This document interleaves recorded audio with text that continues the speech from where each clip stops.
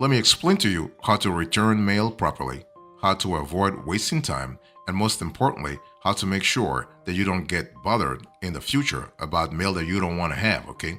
So here are some generalities here. When you think about actually returning mail properly, you have to understand that at some point or another, you will receive mail that was not intended for you, okay? It's one of those things where I don't care where you live, I don't care how quote unquote protected your mailbox is, you're going to have this kind of mail. The whole thing is not about getting a mail that you don't want to have. The whole thing is having a strategy in place to actually send the mail back to whoever sent it to you in the first place. Okay, return the mail to the sender, if you will. So whether it is a misdirected letter, a previous tenant's package, or unsolicited junk mail, it can be really puzzling to decide what to do with it, right? Especially when you start realizing that the people are looking at you and saying, well, why is this person receiving this kind of mail? And you know that you are not the intended recipient anyway. Okay, so you kind of have some kind of reputational issues here as well. Okay, now one common solution is to just return the mail to the sender. Let's say outright, don't even think about it. Okay, so in today's conversation, I want to give you a few steps to really think about the process where you want to return the mail. Now, let's first talk about return to sender. What does that mean exactly? Marking a letter or a package with the words return to sender is actually a way of letting the local post office know that the parcel needs to go back to its original sender. Okay, period. Now, the most common issue is a person receiving mail intended for someone else, like a previous resident of their home or apartment, right? It happens all the time. Now, marking mail as a return to sender also lets the sender know about delivery issues or even a change of address, because sometimes you mail stuff, but you have no idea that there has been a change of address. So at least you let the sender know that there is a problem with the address. Now, the only thing you should write on the parcel itself are the words return to sender, but you can also attach a sticky note to the parcel further explaining the situation. Okay, now when should you return mail to the sender? Yeah, if you receive a misrouted mail item that doesn't have your name on the shipping label, you should always mark it as return to sender and put it back in the mailbox as soon as possible. Okay, because failing to return mail that doesn't belong to you is not only an appropriate thing to do, think about it, right? But and this is really more serious. It is actually a violation of federal law. Okay, so you should really mark any mail you receive addressed to previous tenants of your home or deceased recipients as a return to sender. But let me really go more granular here.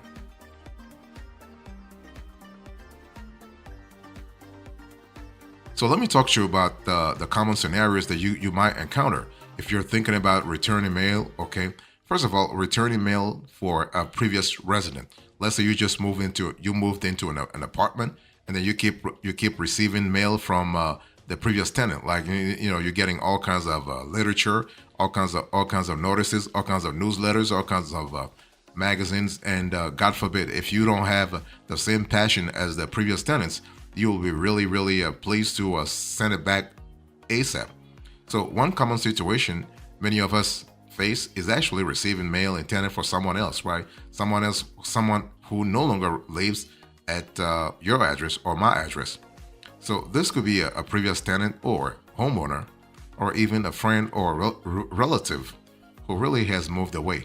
Because what happens here is that when people live in one place, they can actually quote unquote lend their address to a friend or family member. So what happens here is that when this happened, it's actually crucial to handle the situation properly, to actually ensure that the sender is aware of the mistake and the intended recipient's mail privacy is actually also respected, right? Because you want to be as courteous as possible, and that's important. So let me give you a few steps to return search mail to the sender. So returning mail for a previous resident. So don't open the mail, please, no matter what. No matter how tempting, quote unquote, tempting the mail is, do not open it. It's important not to open someone else's mail because it is legally protected. Even if it was delivered to your address, Opening mail not addressed to you can be considered a federal offense in some jurisdictions. So do not get in trouble, okay? You want to cover your ass. So you want to mark it right, return to sender, or not at this address on the envelope. So this actually notifies postal workers that the person is no longer living at that address. Make sure your writing is clear and visible. And you also want to make sure you do not alter the mail. Apart from marking it as mentioned a little earlier, do not alter the mail in any way. The original postmark needs to be visible to ensure it is returned correctly. And you just return it. Simply leave the marked mail in your mailbox or drop it off at a nearby post office. They will actually handle the return process themselves. So that's important. Also, you want to inform your postal carrier. So if you keep receiving mail from, let's say, a previous resident, it really, what you want to do, just have a few words with your postal carrier so that they know about the situation, right? So they can make a note of it and help prevent further misdelivered mail. Or you could also contact the sender. So if the mail comes from a business or organization, consider contacting them directly to inform them of the error. So this can be particularly useful with persistent mailings.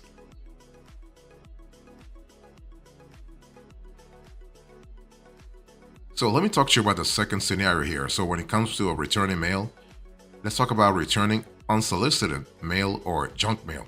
So this is actually one of the most common scenarios that's happened to millions of Americans. So junk mail, typically loaded with unsolicited offers, ads, and catalogs, can quickly become an unwelcome guest in your mailbox, right? Especially if you have a small mailbox such as mine. Okay, so let me give you a few hacks to really handle return unsolicited mail or junk mail. The first thing you want to do is kind of similar to what I said to you a little earlier. You want to return to sender. Don't even open it. Many pieces of junk mail can be returned to the sender. If you have not opened the mail, you can typically write return to sender or refused on the envelope before putting it back in the mailbox. Don't really worry about you being too nasty, quote unquote nasty. Refuse is actually a polite way to say, listen, don't bother me anymore. Okay. So as long as the mail has not been opened, it can generally be returned without any additional postage. You also want to use the return envelope. So some junk mail, especially solicitations for donations or subscriptions, includes actually a prepaid return envelope. So you can place the original mail into this return envelope and send it back.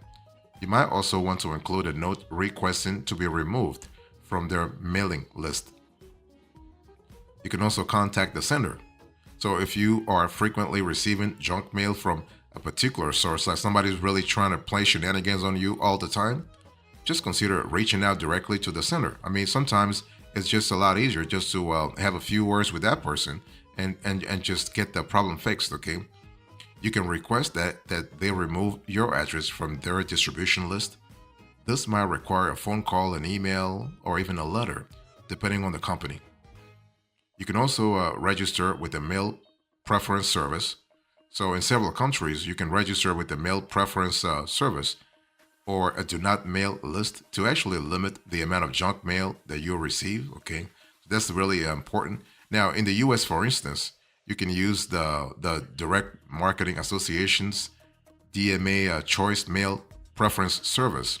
I've actually covered this on another show, so keep in mind that these services may not eliminate all junk mail, but they can significantly reduce it. I mean, your data will still be here and there, but it will be reduced really. And finally, you can also opt out of pre-screen offers. So this is actually a pretty good route to really follow also. If you're trying to return mail, in some countries like in the US, you can actually opt out of pre-screen credit and insurance offers for a certain period of time or permanently by visiting optoutprescreen.com, which is a service provided by major credit bureaus. So that's kind of cool. Now, remember one thing though, it's not just about decluttering your mailbox, reducing junk mail. Okay, it's also an idea of having an idea of using fewer resources. Okay, in producing and transporting unwanted mail, making it worthwhile. I mean, when it comes to having a greener, more sustainable environment, or even lifestyle for that matter. So you also want to think about another scenario, which is returning mail with the wrong address. Let's say you want to return mail and there's a wrong address. How do you handle that? It's one of those things where it's one of the most frequent errors that happen all the time. Everyone can make mistakes, that's for sure. And postal service staff, they're not really robots, right? They're humans like you and me, and sometimes stuff happens. So if you receive mail with the wrong address, you want to ensure that it finds its way back to the correct recipient. Imagine if you were the intended recipient, you would have loved that somebody correct somebody spot that mistake and send you the package, right? So do the same thing. It's just pure courtesy. The first thing you want to do, going back to what I said, do not open the mail. Never open the mail that's not addressed to you. Okay? Refrain from opening mail that's not addressed to you. If you have inadvertently opened the mail, reseal it as best as you can. And you want to write wrong address or return to sender on the envelope. So this actually indicates to the Postal Service the same thing that I told you a little earlier, that basically the item has been misdelivered. And make sure to cover any essential information like the original return address, okay? And then finally, just put the item back in your mailbox. Really pretty straightforward, okay? Place it back there. Be sure to raise the mailbox flag if you have one, signaling that there is outgoing mail inside. You also want to really do something else. Try to really have a few words with your mail carrier or local post office. Inform them, okay? If misdeliveries are a common occurrence, it might be worthwhile actually to have a conversation with your mail carrier, okay, or your local post office. And the good thing is they are usually very friendly. They are usually very understanding. They're usually pretty amenable. So you can have a conversation with them. You can explain, as a matter of fact, you can explain the situation, and the staff there may be able to take steps to prevent future misdeliveries. Finally, you can also add a name label to your mailbox. One of the simplest ways to avoid misdelivered mail is to clearly label your mailbox with your name. This can help your mail carrier quickly identify when a piece of mail has been wrongly addressed, okay? And misdelivered mail can be an inconvenience, but if you really think about those steps, you're able to rectify the situation fast while helping to ensure that everyone else's mail is not ending up in your mailbox, if you will. Let me talk to you about another scenario that you might find interesting. That's returning mail that you don't want, right? Because for any reason, you don't really want to have this kind of mail in your mailbox or even on your dinner table, okay? So unwanted mail can really fill our mailboxes with unnecessary clutter and waste valuable time sorting through it all, right? I mean, can you imagine you spend like 1 hour just going through mail that you have no idea was addressed to you in the first place? So whether it is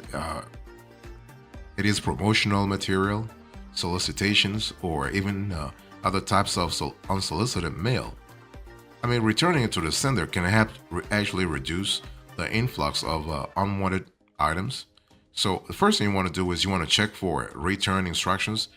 The cool thing is that sometimes you might have return instructions, and thank God that's really good. So before returning unwanted mail, check if there are any specific instructions provided by the sender. Some companies may include a return process or a pre-printed return label that makes the return process easier. Then return to the sender. So for mail without specific return instructions, you can still return it to the sender. So write return to sender or refused clearly on the envelope or packaging. If the mail is in a package, make sure to reseal it securely. Keep a record of a return because you do not want to really deal with this shenanigan in the future again, okay? So you want to keep a record of the mail you are returning. Take note of the date, sender, and any other relevant information. This can be useful in case any issues arise in the future or if you need, let's say, to provide proof of your return. You want to use also a certified mail or tracking services. This is actually kind of optional, but in some cases it might help.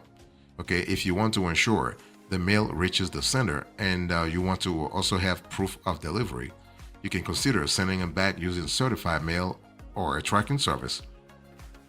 That way, you'll have a tracking number to actually confirm the delivery. I mean, sometimes, depending upon the, let's say, the content of the mail or even the recipient, it's just maybe good to have this sort of extra layer of protection. Or you can also unsubscribe or opt out, right? Kind of similar to what you did a little earlier. Basically, you can really take the opportunity to unsubscribe or opt out from receiving future mailings. And the cool thing is, many companies provide a process to remove your name from their mailing list, either through their website or through a phone call or even a specific opt out form. And finally, be persistent. I mean, this is not going to solve issues overnight, but by keep doing it over and over and over and being consistent, you are going to reduce actually clutter in your mailbox. You are going to actually have a more relaxed life, okay, and not have all kinds of situations where you have to deal with unwanted mail or mail that wasn't addressed to you in the first place.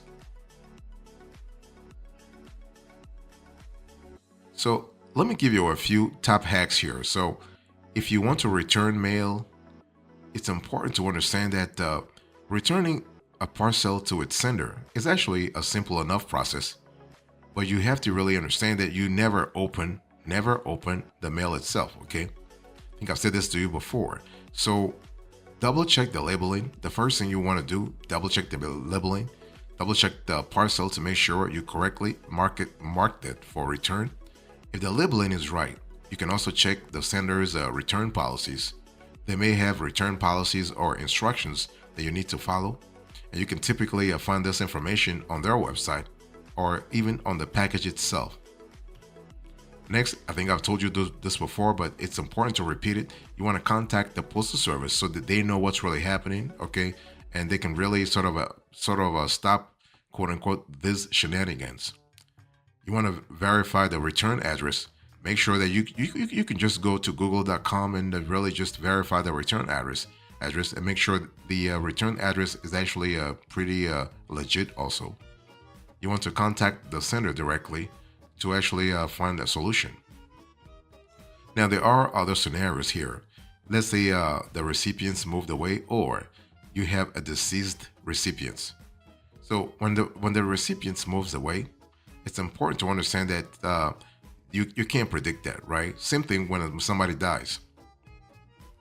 What you want to do is you can mark the letter as moved or no longer at this address. Pretty straightforward.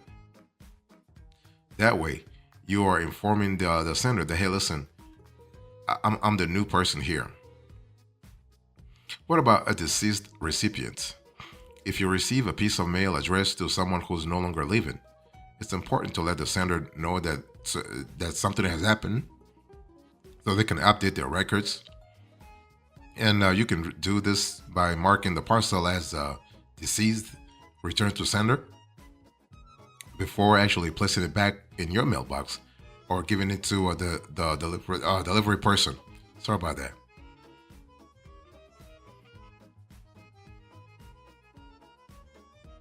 So in closure, in today's conversation, I spoke to you about how to return mail. I gave you the generalities, the common scenarios, the top hacks, the other scenarios, and finally the closure. Thank you so much. God bless you. I'll see you next time. Until then, remember, stay marvelous.